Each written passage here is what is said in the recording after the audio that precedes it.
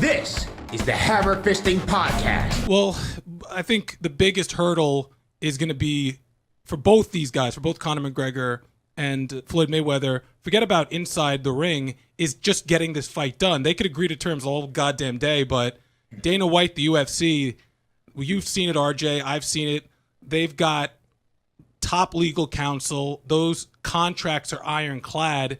And Conor's been very defiant, understandably so, because he sees that WME-IMG is kind of trying to do everything in their power to make the money back that they had to borrow from investors to purchase the UFC from Zuffa. So Conor has a lot of confidence at the negotiation and at the negotiation table. But I mean, I don't know.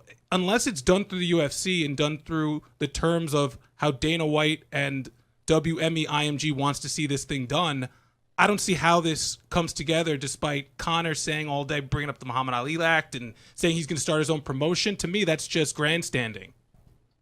Well, it's hilarious, isn't it? The when the Sun came out with that article saying, all right, all parties have agreed, Conor and Floyd, the money's figured out, blah, blah, blah, blah, except for just waiting on a third-party holdup.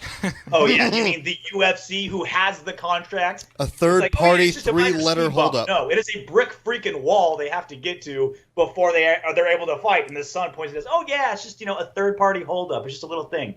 No, it's a major issue. And, yeah, exactly that. This will not happen without the UFC. But as we know, the UFC doesn't co-promote. But a lot of things have changed since the last time this came up. One, this is the biggest money fight ever, so the dollar signs all rise, and that changes everything. Two, WME-IMG is now the owner and not Zuffa. And three, by pure financials, the WME-IMG is in debt over $1 billion to buy the UFC. There are bonuses linked to their loan that says if they reach certain quotas in each quarter, they're forgiven chunks of that loan.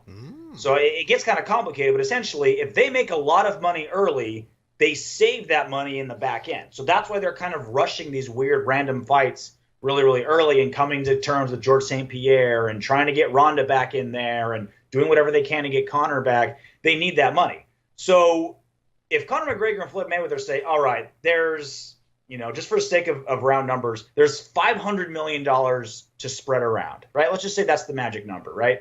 There's $500 million to spread around. Pay-per-views get some. Marketing's going to go into some things, blah, blah, blah, blah. UFC, here's a $60 million check to rent Conor McGregor. Will you take it? You literally do nothing. You don't have to promote anything. You don't have to finance anything. You don't have to regulate anything. It's seriously like a renter's fee. Give us Conor McGregor for one night. Here's $60 million. You don't think the UFC will say yes to that? I think that's why the money is so big that I feel like these are hurdles that can be overcome. And that's just above board. Now we go even more in depth. The UFC fighter contracts have lawyers who have looked at it have said there's no way this contract will stand up in court. Like the rights these fighters aren't getting, they're ironclad. Champions have to stay forever. Rights are given away in perpetuity. Like this would never stand up in court. So if Conor McGregor says, all right, UFC, you're not letting me fight Floyd, I'm going to take this contract and I'm going to sue. And if your contract doesn't stand up in court, not only am I free, but the 500 to 600 other UFC fighters you have under contract, all those contracts are null and void, and you have to completely change your business forever.